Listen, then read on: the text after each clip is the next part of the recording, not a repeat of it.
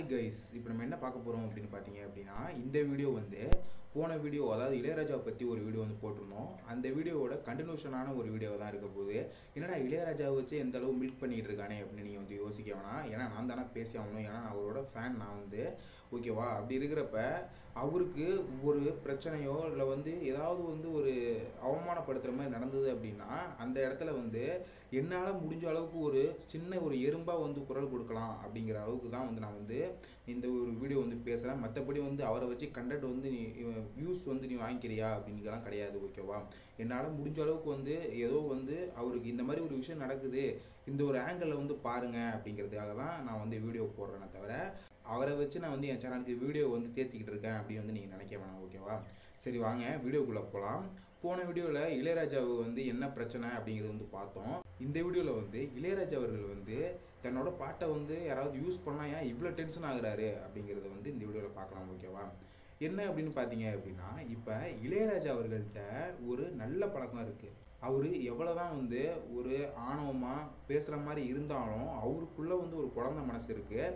நீங்கள் நிறைய இன்டர்வியூவில் வந்து பார்த்தீங்க அப்படின்னா உங்களுக்கு தெரிஞ்சிருக்கும். ஓகேவா? இளையராஜா அவர்கள் வந்து ஒரு எப்படியோ வந்து அவருக்குள்ளே வந்து ஒரு வித்யா கர்வம் அப்படிங்கிற ஒரு விஷயம் வந்து கண்டிப்பாக இருக்கும். அதாவது வித்யா கர்வம் அப்படிங்கிறது ஒன்றும் கிடையாதுங்க. இப்போ வந்து உங்களுக்கு வந்து ஒரு ஆர்ட்டோ இல்லை வந்து ஒரு தொழிலில் வந்து உங்களுக்கு வந்து ஒரு நேக்கு தெரிஞ்சிருச்சு, அந்த தொழிலில் வந்து உங்களுக்கு வந்து ஒரு நான் தான் எனக்கு எல்லாம் தெரியும் அப்படிங்கிறது வந்துட்டாலே அது வந்து ஒரு வித்யா கர்வம் அப்படிங்கிறது வந்து. ஓகேவா? அதாவது இப்போ வந்து எனக்கு வந்து இதில் வந்து எனக்கு எல்லாம் தெரியும் அப்படிங்கிறது தான் வந்து வித்யா கர்வம். ஒரு தொழிலாக இருக்கலாம், ஒரு ஆர்ட்டாக இருக்கலாம். ஓகேவா? அப்படி இருக்கிறப்ப அது இளையராஜா அவர்களுக்கு வந்து அதிகமாகவே இருக்குது. ஏன்னா அவர் வந்து கிட்டத்தட்ட ஒரு 7000 சாங் வந்து போட்டிருக்காரு. 7000 சாங்ஸு கிட்டத்தட்ட வந்து ஒரு 1000 படங்களுக்கு மேலே வந்து பார்த்தீங்க அப்படின்னாலே வந்து அந்த படங்களுக்கு பேக்ரவுண்ட் ஸ்கோரு இந்த மாதிரி ஏகப்பட்ட விஷயங்கள் பண்ணால் அவருக்கு வந்து கண்டிப்பாக வித்யாகர்வம் அப்படிங்கிறது வந்து தான் ஆகணும். ஓகேவா? அப்படி இருக்கிறப்ப அவருக்கு இந்த வித்யாகர்வம் அப்படிங்கிற ஒரு விஷயம் வந்து இருக்க தான் செய்யுது. ஓகேவா? இதை வந்து எல்லாரும் வந்து ஒத்துக்க தான் செய்யணும். ஆனால் அவருக்குள்ளே வந்து ஒரு குழந்தை மனசு இருக்குது, அவருக்குள்ளே வந்து ஒரு சில இரக்க மனசும் இருக்குது. ஓகேவா? பல பேருக்கு வந்து படங்கள் வந்து அவரே வந்து சொந்தமாக எந்த ஒரு காசும் வந்து வாங்காமல், இப்போ வந்து யாராவது வந்து இந்த மாதிரி வந்து பணம் வாங்காமல் ஒரு படத்துக்கே வந்து சாங்ஸு பேக்ரவுண்ட் ஸ்கோர்ஸ்லாம் முடிச்சு கொடுத்துக்க முடியுமா? அதுக்கப்புறம் வந்து படம் ஹிட் ஆனதுக்கப்புறம் பணம் கொடுக்கறது வேற. ஆனால் இப்போ வந்து பார்த்தீங்க அப்படின்னா ஃபுல் பேமெண்ட்டையும் வாங்கிட்டு தான் வந்து மியூசிக் பண்ணுறாங்க. படம் ஹிட் ஆகுதோ ஃப்ளாப் ஆகுதோ அதெல்லாம் பிரச்சனை கிடையாது, என்னோட பணத்தை வந்து கொடுத்துருங்க, நான் மியூசிக் பண்ணுறதுக்கு பணத்தை கொடுத்துருங்க அப்படிங்கிறது தான் வந்து இப்போ உள்ள கம்போசரோட நிலையாக இருக்குது. ஆனால் அப்போ வந்து பார்த்தீங்க அப்படின்னா படம் எப்படி இப்போ ஆக போகுது, பணம் வந்து கொடுப்பாங்களா மாட்டாங்களா அப்படிங்கிறதுலாம் தெரியாமல், சரி நல்லா இருந்துட்டு போட்டும், புதுசாக வரவங்களுக்கு வந்து ஹெல்ப் பண்ணுறது சொல்கிறோம். ஓகேவா? புதுசாக டேரக்டர் வராங்கல்ல, அவங்களுக்கு வந்து ஹெல்ப் பண்ணுறதை பாருங்கள். அவங்களுக்கு வந்து நல்ல கதை இருக்கும், படம் வந்து ஹிட் ஆகிடும் அப்படிங்கிறது தெரியும். இளையராஜா அவர்களோட பேரை வச்சா அந்த படம் வந்து ஓரளவுக்கு இன்னும் வந்து அட்டென்ஷன் வந்து அதிகமாகும் அப்படிங்கிற ஒரு விஷயம் தெரியும். அப்படி இருக்கிறப்ப இளையராஜா அவர்கள் அந்த டைமில் பீக்கில் இருந்தவர். அப்போ வந்து கொஞ்சம் பணம் அதிகமாக தான் இருக்கும் கம்போசருக்கு. அப்படி இருக்கிறப்ப அவர்கிட்ட போய் நம்ம கேட்கலாம், ஆனால் வந்து பணம் வந்து இல்லையே அப்படின்னு வந்து யோசிச்சு போகிறப்போ, சரிப்பா நீ நல்லா இப்போ வந்திருக்க, புதுசாக வந்திருக்க, சரி நான் உனக்கு பண்ணி கொடுக்குறேன், நீ வந்து படம் வந்து உனக்கு வந்து நல்லா ஹிட் ஆகி பணம் வந்துருச்சு அப்படின்னா எனக்கு திருப்பி கொடு, அப்படி இல்லை அப்படின்னா எனக்கு ஒன்றும் பிரச்சனை இல்லை அப்படின்னு வந்து பல படங்களுக்கு வந்து இளையராஜா அவர்கள் வந்து ஃப்ரீயாக வந்து மியூசிக் பண்ணி கொடுத்துருக்காரு. அது இப்போ உள்ள கம்போசரெல்லாம் வந்து முடியவே முடியாது அப்படின்னு வந்து சொல்லணும். ஓகேவா? அப்படி இருக்கிறப்ப இந்த மாதிரி ஃப்ரீயாகவே வந்து பாட்டை வந்து ஒரு ஃப்ரெஷ் மியூசிக்கை வந்து ஒரு படங்களுக்கு வந்து ஃப்ரீயாக கொடுத்துருக்காரு. ஏன்னா நீங்கள் ஒரு எக்ஸாம்பிளுக்கு வந்து பார்த்தீங்க அப்படின்னா ரீசெண்டாக வந்து ஒரு இன்டர்வியூ வந்து போனது, நாசர், கமல்ஹாசன், சிங்கீதம் ஸ்ரீனிவாசராவ் அப்படின்னு சொல்லிட்டு ஏதோ ஒரு இன்டர்வியூ வந்து போனது. அதில் வந்து பார்த்தீங்க அப்படின்னா நாசர் வந்து அவர் சொல்லியிருப்பார், எனக்கு வந்து கொடுக்கறதுக்கு பணம் கிடையாது, ஆனால் அவர் கொடுத்த மியூசிக்குங்கிறது வந்து ஒரு மலையை விட மிகப்பெரியது, அந்தளவு வந்து ஒரு ஃப்ரெஷ் மியூசிக், அதாவது வந்து தென்றல் வந்து தீண்டும் போது நீங்கள் இப்போ கேட்டால் கூட வந்து அந்தளவு வந்து ஒரு ஃப்ரெஷ்ஷாக இருக்கும். அப்படியாப்பட்ட அந்த பாட்டை வந்து ஃப்ரீயாக வந்து யாராவது கொடுப்பாங்களா? டப்பா சாங்குக்கே இப்போ வந்து தப்பாக சொல்கிறேன்னு நினச்சிக்காதீங்க. பாட்டில் வந்து எந்த ஒரு விஷயமும் வந்து இல்லாத இப்போ உள்ள அந்த காலத்திலேயே வந்து ஃபுல் பேமெண்ட்டை முடிச்சாதான் வந்து ட்ராக்கே வந்து கையில் கொடுக்குறப்போ இந்த மாதிரி ஃப்ரெஷ் மியூசிக்கை வந்து ஃப்ரீயாகவே கொடுத்துருக்காரு நாசருக்கு. அவர் வந்து கண்ணீர் மல்க வந்து அந்த வீடியோவில் வந்து சொல்லியிருப்பாரு. அப்படி இருக்கிறப்ப ஃப்ரெஷ் மியூசிக்கை வந்து இந்தா வச்சுக்கோ ஃப்ரீயாக அப்படின்னு சொல்லிட்டு கொடுத்த அவர் வந்து இந்த மாதிரி அவரோட விண்டேஜ் சாங்ஸை வந்து இப்போ வந்து ஒரு டேரக்டர் வந்து ப்ராப்பராக பெர்மிஷன் வாங்கிக்கிட்டு அவருக்கு கிரெடிட் கொடுத்துட்டு இந்த மாதிரி யூஸ் பண்ணால் அவர் கொடுக்காமையா போகிறாரு. இப்போ குறைந்தபட்சம் ஒரு அமௌண்ட்டுக்கு வாங்கியிருந்தாலும் அந்த திரைப்படத்துக்கு அந்த சாங்கை வச்சுட்டு அவர் என்ன பண்ண போகிறாரு, இந்த சாங்கை வந்து ஏற்கனவே வந்து பண்ணிட்டு நீ படத்தில் யூஸ் பண்ணி தான் வந்து தெரியணும் அப்படின்னு வந்து அவசியம் கிடையாது அந்த அவரோட சாங்ஸு. அப்படி இருக்கிறப்ப அந்த சாங்ஸை வந்து அவர் வந்து ட்ரெண்ட் ஆகிறதுக்காக பேசுகிறாரு, பணத்துக்காக பேசுகிறாரு அப்படின்னு வந்து சொல்கிறாங்க. அவர் அந்த பாடல்கள்லாம் வந்து இப்போ தான் ட்ரெண்ட் ஆகணும் அப்படின்னு கிடையாது. ஓகேவா, அப்போவே எவ்வளவோ ட்ரெண்டிங் ஆகிடுச்சு. இப்போ இந்த நியூ இயர் சாங் இந்த குட் பேட் அக்லியில் யூஸ் பண்ணாங்களே அந்த பாட்டை வந்து அந்த படத்தில் நீங்கள் யூஸ் பண்ணால் தான் வந்து தெரியுமா, வருஷம் நியூ இயருக்கே வந்து அந்த சாங் மட்டும் தான் போட்டுக்கிட்டு இருக்காங்க. அப்படி இருக்கிறப்ப நீ யூஸ் பண்ணி தான் வந்து இந்த பாட்டு வந்து ஃபேமஸ் ஆகணும் அப்படிங்கிறது வந்து கிடையாது.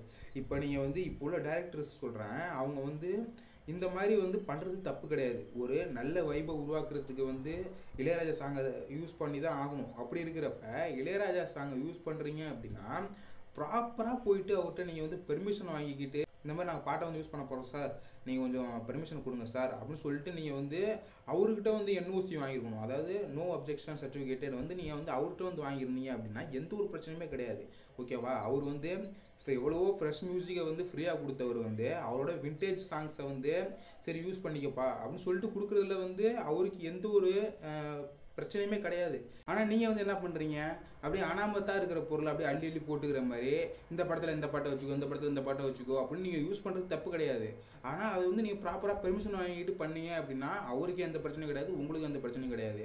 அவர் ஏன் நஷ்டம் எடுக்க போகிறாரு, அவர்கிட்ட நீங்கள் பெர்மிஷன் கேட்டீங்க, நீங்கள் வந்து யூஸ் பண்ணுறீங்க அப்படின்னு சொல்லிடலாம். ஆனால் நீங்கள் வந்து எந்த ஒரு பெர்மிஷனுமே வாங்காமல் ஒரு கிரியேட்டருக்கு வந்து ஒரு மதிப்பு கொடுக்காம நீங்கள் வந்து எடுத்து யூஸ் பண்ணால் தான் அவர் டென்ஷன் ஆகுறாரு, அவர் சும்மாவே டென்ஷன் ஆவார். இந்த மாதிரி அவரோட உரிமையை வந்து தட்டி பறிச்சிங்க அப்படின்னா அவர் எந்த அளவு டென்ஷன் ஆவார் அப்படிங்கிறது வந்து அவர் நமக்கே தெரியும். ஓகேவா, அப்படி இருக்கிறப்ப நீங்கள் வந்து கரெக்டாக நடந்துக்கிட்டீங்க அப்படின்னா அவரும் கரெக்டாக நடந்துக்க போகிறாரு. ஓகேவா, ஏன்னா ஃபாரினில் இந்த மைக்கேல் ஜாக்சன் அவர்கள் வந்து பார்த்தீங்க அப்படின்னா கிட்டத்தட்ட ஒரு 17-18 சாங் தான் வந்து போட்டிருக்காரு. அந்த 12 சாங்கே வந்து பார்த்தீங்க அப்படின்னா இன்னும் அவர் இறந்தே கிட்டத்தட்ட ஒரு 20 வருஷம் கிட்ட ஆக போகுது. ஆனால் இன்னும் வந்து பார்த்தீங்க அப்படின்னா அதற்கான ஒரு காப்பிரைட் தொகை வந்து அவர் குடும்பத்துக்கு போய்கிட்டே இருக்கு.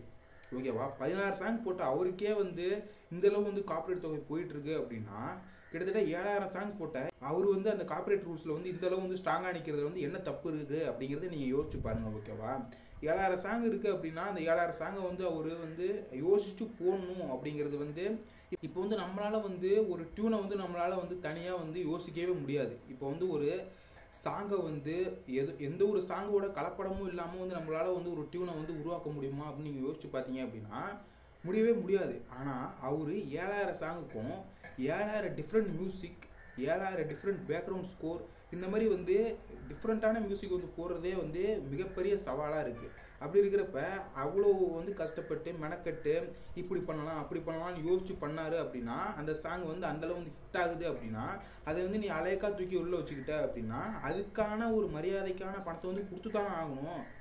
இது என்ன, இது வந்து எவ்வளோ வந்து நீங்கள் யோசித்து பார்த்தாலே புரியக்கூடிய விஷயம். ஆனால் நீங்கள் புரிஞ்சுக்க கூடாது அப்படின்னு நினச்சே வந்து நீங்கள் வந்து அவரை நீங்கள் சோசியல் மீடியாவில் திட்டுறீங்க. யோசிச்சு பாருங்கள், இப்போ ஒருத்தனோட இப்போ நீ ஏதோ வந்து ஒரு பொருள் வாங்குற, அந்த பொருள்லேருந்து நீ வந்து கொஞ்சம் எடுத்துக்கிற அப்படின்னா அந்த பொருள் வந்து அவன் காசு போட்டு வாங்கியிருப்பான், அந்த காசை வந்து நீ ஓரளவுக்கு வந்து கொடுத்துட்டு வந்து எடுத்துக்கிட்டேன்னா அவனுக்கு எந்த ஒரு மனக்குறையும் கிடையாது. ஓகேவா, இல்லை சொல்லிட்டு எடுத்துக்கிட்ட அப்படின்னா அதுவும் வந்து ஒரு மனக்குறையும் கிடையாது.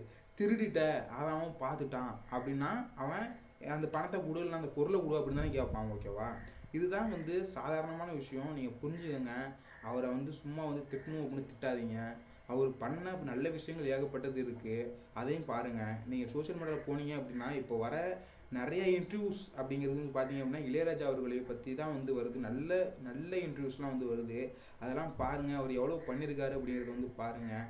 இதெல்லாம் வந்து தெரியாமல் வந்து பேசாதீங்க, ரொம்ப தப்பாக இருக்குது. ஏன்னா இளையராஜா அவர்கள் வந்து இங்கே பிறக்காமல் ஃபாரினில் பிறந்திருந்தாரு அப்படின்னா எவ்வளவோ ஆஸ்கர் அவார்ட்ஸ் எவ்வளவோ வந்து வாங்கியிருப்பார், எவ்வளவோ அவார்ட்ஸ் வாங்கியிருப்பார்.